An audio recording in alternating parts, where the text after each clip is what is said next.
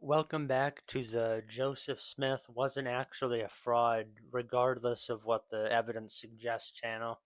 I'm the Wild Papist, and today I'm going to be talking about wards in the LDS Church. I'm recording this on Wednesday, I think. Yeah, it's Wednesday. I went to the ward on Sunday, last Sunday, just a few days ago. After Mass, of course, I made sure I went to Mass. I actually almost wasn't gonna go. I was gonna come home after Mass and just have lunch and then play Assassin's Creed Rogue. Or was I playing Rogue then? I don't know. I was gonna do something else. I wasn't gonna bother with that. But the missionaries called me and they asked me if I wanted to come, and I said no at first because I was gonna do something else. But then I decided that I would go anyway. So I went to the ward. It was interesting stuff. It's definitely strange.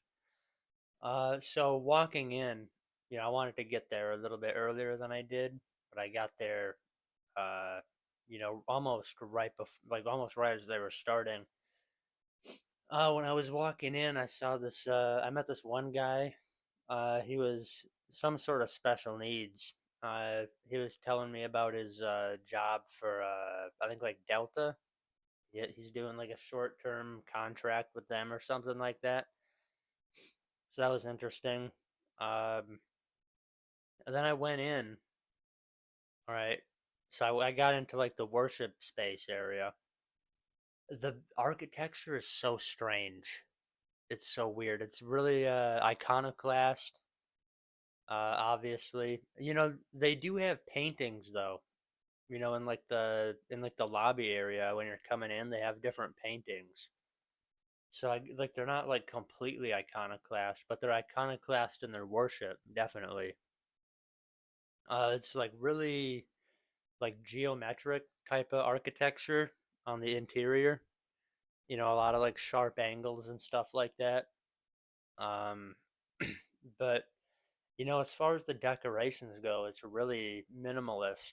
It's just like flat, like I guess cream colored walls, with like some wood, and then they had like flowers up on the pulpit.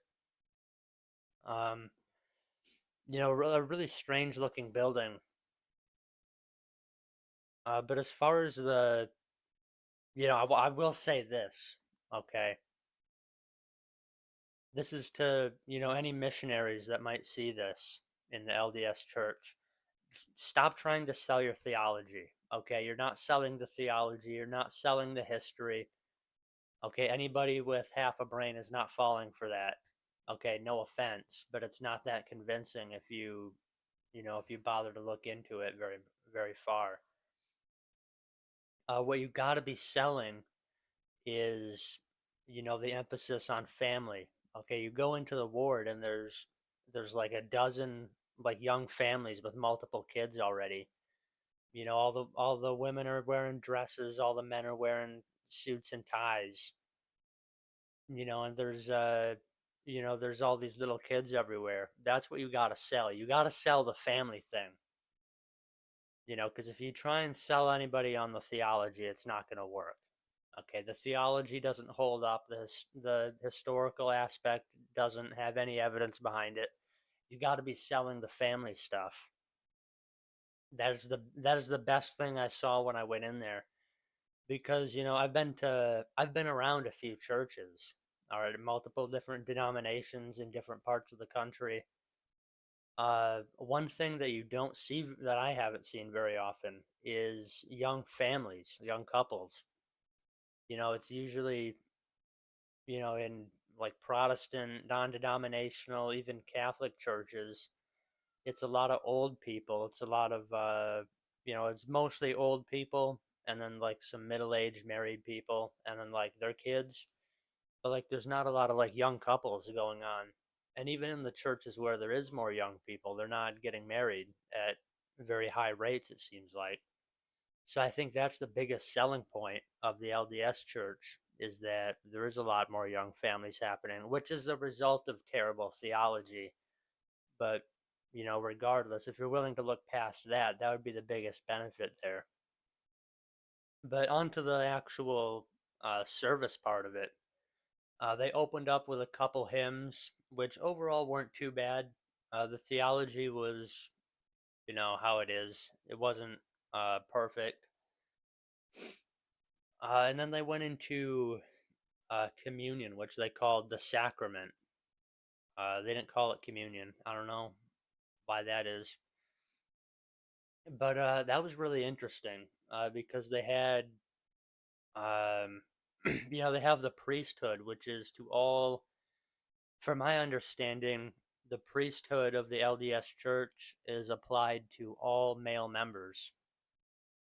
So they had, and I think they're elders. Is it just? I don't know if it's just missionaries that are called elders, or if it's all males that are members that are called elders. But we'll just say for the purpose of this video that it was elders. It was, men and younger men in the church. They did a prayer over the communion, and then they had multiple servers go down the aisles and pass it out. They started with the bread. They just did the bread first, and then they sent that around. And it was really interesting because the server would come down to the end of the aisle and they would hand off the tray with all the bread, and then it would get passed by the lay people down the aisle and they would all take it, which is very different than how like a Catholic church would do it, where only an ordained person or an extraordinary minister would be able to handle the elements. They just let the lay people, pass it down the aisle. So that was different. They did use real bread, like it was an actual like baked bread. It wasn't just a wafer, so that was good. I didn't take any, obviously, because that's not a real sacrament, and I'm not a member there. And then after that, uh, they did they did the blood, which it was not wine. It was not even grape juice. It was just plain water. Like it was just plain water, just regular water. I that was weird. I don't know where they get that from. Because usually, in like a Protestant church, if they don't want to use wine, they just use grape juice.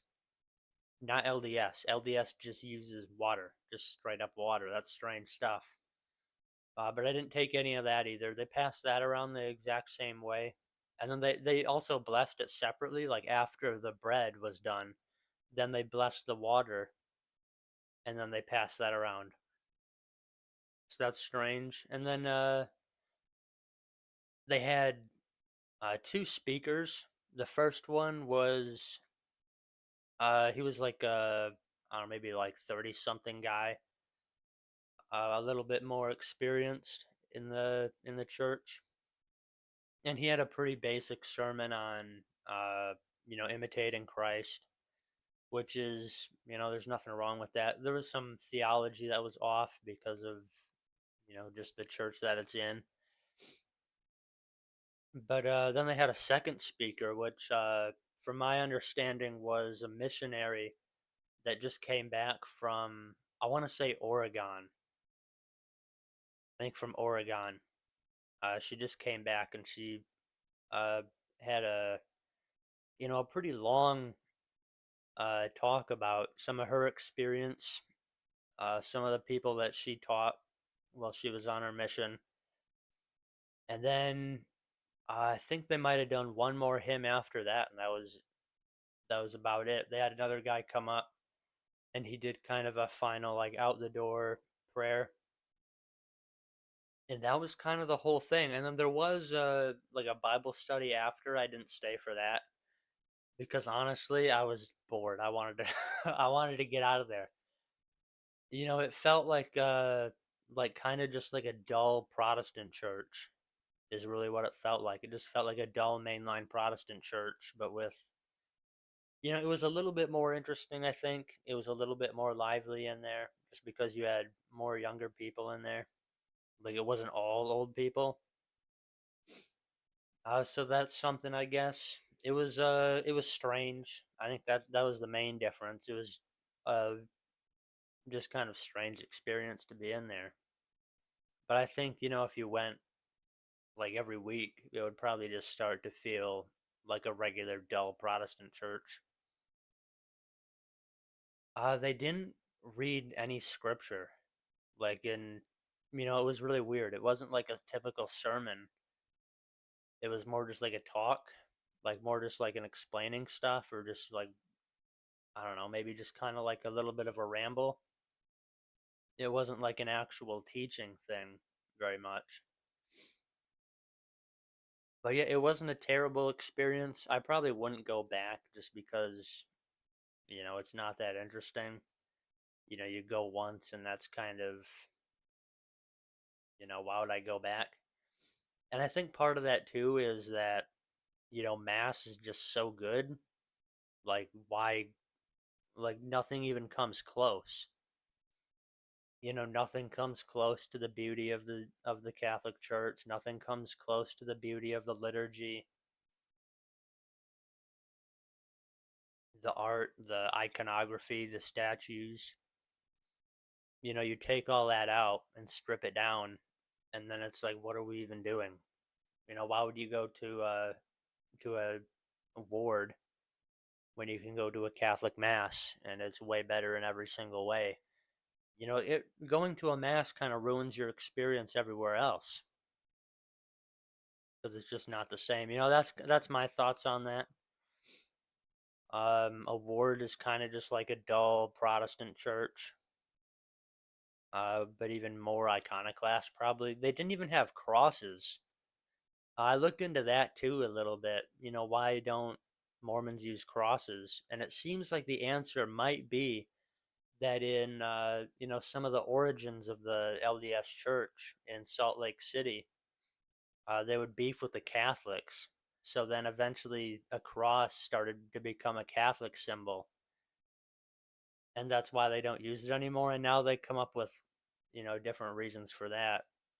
Like one explanation I saw was that now they don't remember the beef with the Catholics, so so now they just say that it's too much. It's too focused on the death of Christ, which was a bad time in his life. So that's why they don't use crosses. But yeah, I don't know. It's kind of that's just what I found from people online. I could be wrong about that. That's why they don't use it. But yeah, they don't have crosses up anywhere. The only artwork was again those few paintings out in the lobby, which were decent paintings. They looked pretty good. I don't know exactly what they were depicting. I know one of them was Jesus visiting America, because of course. So that's all I really have to say about that. I do like the people. The people are friendly. Um, they're a little bit off. I think it's a little bit performative. That's kind of the whole bit, is that they're friendly. But yeah, it was interesting. They're interesting people. Strange beliefs, strange worship services. There really wasn't any worship. It was, like there wasn't anything in there that I would classify as worship, which was really it was really strange to see. Or I guess not see. I'm not entirely clear on what they believe about communion, whether it's like symbolic or true presence, or what they really believe about that. I haven't looked into that yet, but I'm probably going to. So that's my thoughts on a ward, on my first visit to a ward. Um, Signing off. Submit to Rome, not Utah. Submit to the Bishop of Rome, not the prophet of the LDS Church. Christ is King. Hail Mary. I'm out of here.